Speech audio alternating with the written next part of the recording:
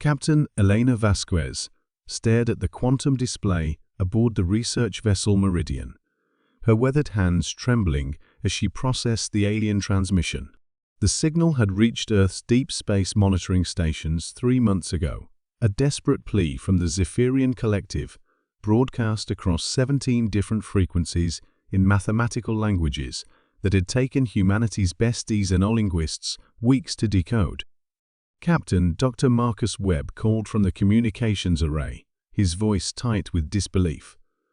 "I'm confirming the translation matrix again. The message is, it's a cry for help." The holographic representation of the signal pulsed before them, geometric patterns that conveyed terror, desperation, and a plea that transcended species barriers. The Zephyrians, an ancient civilization that had guided younger species toward peaceful development for millennia, were dying. Something had come from the void between galaxies, something that consumed entire star systems, leaving nothing but empty space in its wake.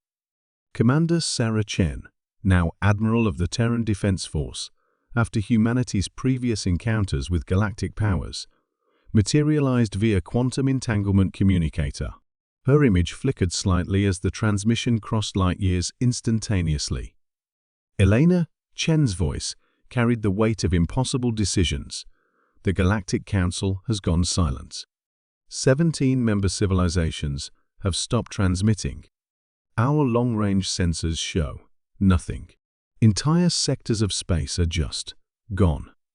Vasquez studied the tactical readouts streaming across her screens. The entity they had designated it, the Devourer, moved through space like a cancer, consuming matter and energy with an efficiency that violated known physics. It had already eliminated the hegemony fleets, the same forces that had once threatened humanity. The technological superiority that had made them galactic overlords meant nothing against something that treated starships like snacks. "What are our orders, Admiral?" Vasquez asked, though she already knew the answer would change everything. Chen's expression grew grave. The Council's final transmission requested immediate human assistance. They're offering full technological exchange, permanent peace treaties, and territorial concessions. Elena, they're offering us everything we ever wanted, just to stop this thing. Dr. Webb looked up from his console, confusion evident in his voice. "But Admiral, our fleets combined couldn't match what the hegemony brought against this entity. If their dreadnoughts couldn't even slow it down, what can we possibly do?" The answer came from Dr. Lisa Park, Chief of the Terran Psychological Warfare Division, whose image appeared on the secondary display.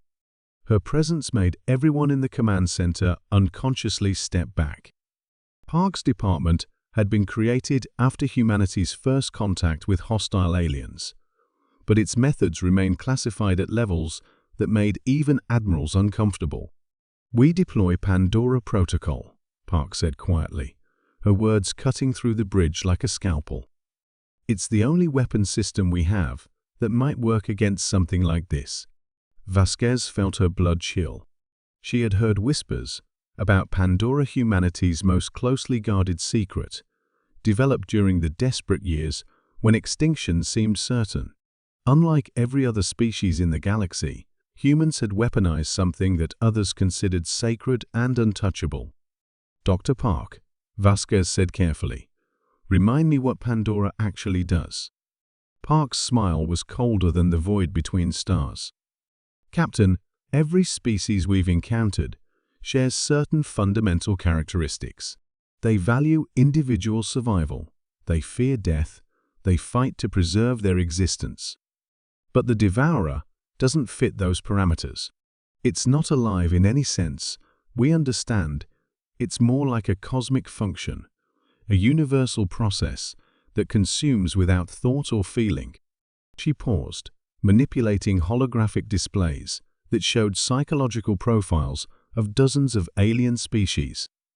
"But we discovered something interesting during our analysis of galactic civilizations. Every single one of them evolved beyond their capacity for true existential horror. They developed technologies that eliminated fear, suffering, and despair from their societies. They became sanitized. And humans didn't? Webb asked, though his voice suggested he already knew the answer. Humans are the only species that actively cultivates darkness, Park continued. We write horror stories, create nightmare scenarios for entertainment, and preserve our capacity for absolute terror as a cultural artifact. We're the only species that maintain direct neural pathways to primal fear responses. Admiral Chen's image leaned forward. Pandora Protocol weaponizes human psychological warfare on a quantum level. We don't fight the devourer with physics or technology. We fight it with concentrated terror, despair, and existential dread transmitted directly into whatever passes for its consciousness through quantum entanglement. The bridge fell silent as the implications settled over them. Humanity's darkest weapon wasn't antimatter bombs or reality warping drives. It was their preserved ability to experience and project absolute horror. The process requires volunteers, Park explained, her clinical tone masking the horror of what she described. Humans willing to have their worst fears, their deepest traumas, their most profound terrors extracted and amplified through quantum resonance fields. We take everything that makes existence unbearable and focus it into a single transmission. Vasquez stared at the distress signal, still pulsing with alien desperation. How many volunteers would you need? For something the size of the Devourer. Conservative estimate, 50,000 minds, completely open to the extraction process. They won't survive the procedure. But their combined psychological payload might be enough to cause the entity to recoil. To experience something it's never encountered before. The captain closed her eyes, feeling the weight of species survival. Around them, the universe was being consumed by something that couldn't be fought with conventional weapons. The proud civilizations that had once looked down on humanity's primitive savagery were extinct or dying, their technological perfection meaningless against cosmic hunger. Admiral, Vasquez said quietly, how long do we have to make this decision? Chen's response came through gritted teeth. The Devourer will reach the Sol system in 18 months.